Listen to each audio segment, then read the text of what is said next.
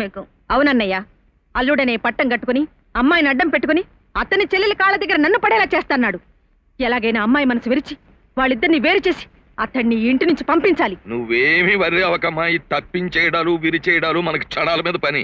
అవునమ్మా, గురువుగారు ఎన్నోసార్లు ఊసలు విరిచేసి ఊసలు విరవటం ఏమిటన్నయ్యా?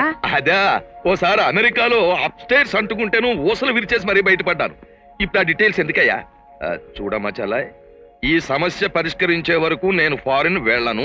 నా అఫైర్స్ అన్ని క్లోజ్ చేసుకు మరీ వచ్చేసాను. అవునవును, సూపరింటెండెంట్ బుక్ లో సంతకాలు అవి చేసేసి డీటెయిల్స్ వద్దు, తిను. చల్లాయ్, పెళ్ళైపోయిందంటున్నావు కదా, మరి శోభనం ఇంకా జరగలేదు. ఇక జరగదు. ఎలా? క్షోమం, నా మాట విని అల్లుండుకొని డీటెయిల్స్ అడక్కు. ప్రపంచంలో ప్రతిదానికి ఓ రేటు ఉంటుంది, అలాగే ఇతనికి ఉంటుంది. ట్రై చెయ్యి. నా కూతుర్ని ఎందుకు పెళ్లి చేసుకున్నావో చెప్పు. నీ కూతురు ఆడది గనుక, నేను మగాణ్ణి గనుక కాదని నీకేమైనా డౌటా? నాకున్న ఆస్తిలో, నా వెనకున్న స్టేటస్ లో, నా చుట్టూ ఉన్న ఈ సొసైటీలో నీ అంతస్తు కొలత వద్ద వేసి కొలిస్తే అరంగుళం కూడా రాని నువ్వు ఏ ధైర్యంతో నా కూతుర్ని పెళ్లి చేసుకున్నావు? కట్టిన తాళిబొట్టు కొనడానికి డబ్బుంది, కడుపు నిండా తిండి పెట్టడానికి శక్తి ఉంది, తన కడుపు పండించే మగతనం ఉంది. ఇంతకంటే ఏం కావాలి ఒక మగాడు ఆడదాన్ని పెళ్లి చేసుకోవడానికి? ఓకే, అసలు విషయానికి వస్తాను. నా కూతుర్ని మర్చిపోయి ఈ ఇంటి నుంచి వెళ్ళిపోవడానికి నీకెంత డబ్బు కావాలి? కొంటావా? కొంటాను, నిన్ను కొంటాను. నువ్వు డబ్బుకు లొంగకపోతే నీ తల పొగరు దించే రౌడీలను కొంటాను. ఇది స్టీల్ బాడీ, రౌడీలకు లొంగదు. తులాల లెక్కన పొగర పెంచుకుని, కిలోల లెక్కన అహంకారాన్ని పెంచుకుని, మణుగుల లెక్కన మోసాన్ని పెంచుకున్న నువ్వు నన్ను సాధించాలన్న పంతంతో పగబట్టి నా కూతుర్ని పెళ్లి చేసుకున్నావు. పంతం పట్టింది నిజం, సాధించేది మాత్రం నీ కూతురిని కాదు నిన్ను. రేఖని ప్రేమించింది నిజం, నీ కూతురిని తెలిసి ప్రేమించనన్నది అబద్ధం. కాదు, నువ్వు మోసగాడివి.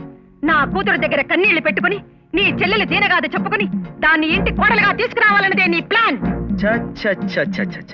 పెళ్ళాన్ని అడ్డం పెట్టుకుని పనులు సాధించే అసమర్థుని కాదు నేను, పౌరుషంతో సాధిస్తాను. ఇంపాసిబుల్. నిన్ను గుడ్డిగా నమ్మిన నా కూతుర్ని నీ నుంచి దూరం చేస్తాను. నీ మీద అసహ్యం పుట్టేలా చేసి దాని చేత నీకు విడాకులు ఇప్పిస్తాను. తాళి కట్టిన దాన్ని ఏలుకోలేని వాడు మగాడు కాదు, కట్టిన తాళి తెంచి మరో పెళ్లి చేయాలని చూసేది ఆడది కాదు. అయినా నన్ను నా పెళ్ళాన్ని దూరం చేయటం ఎవరి తరం కాదు. తినటానికి గుప్పెడు మెతుకులు లేని కటిక పేదవాడివి, పెళ్ళానికి మూరెడు పువ్వులు కొనిపెట్టలేని అతి బీదవాడివి. నువ్వెన్నాళ్ళు నా కూతురుతో కాపురం చేస్తావు. నేను దాని మనస్సుని కొంటాను, దానికి ఐశ్వర్యాన్ని మళ్లీ రుచి చూపిస్తాను. అది దూరం చేసుకున్న అంతస్తును దగ్గరకు చేస్తాను. దాన్ని కార్లలో షికార్లు తిప్పి నీ మీద ద్వేషాన్ని కలుగజేసి దాని చేతే నిన్ను మెడబెట్టి బయటికి గెంటించి నిన్ను ఒంటరి వాణ్ణి చేయకపోతే నా పేరు కనకు. డబ్బు కంటే మనసు గొప్పది, అహంకారం కంటే ఆత్మీయత గొప్పది, ఐశ్వర్యం కంటే మమతానురాగాలు గొప్పవని నీ కూతురు అర్థం చేసుకునేలా చేస్తాను. నిన్ను ఒంటరి దాన్ని చేసి ఒక్కొక్క మెట్టు చొప్పున నువ్వు నీ అంతస్తు నుంచి కింద దిగొచ్చేలా చేస్తాను. నా కట్టెతో పాటే నా అంతస్తు కూలిపోతుంది, నా శవంతో పాటే నా ఐశ్వర్యం మాయమైపోతుంది.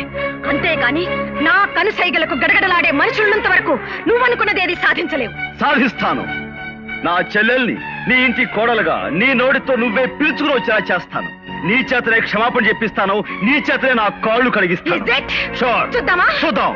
బట్ వన్ థింగ్, నీకు నాకు మధ్య జరిగే ఈ పోరాటంలో మన ఇద్దరి మధ్య రగిలిన పంతాన్ని గురించి నీకు నువ్వుగా నా కూతురికి చెప్పకూడదు. No, certainly not. I'm a gentleman.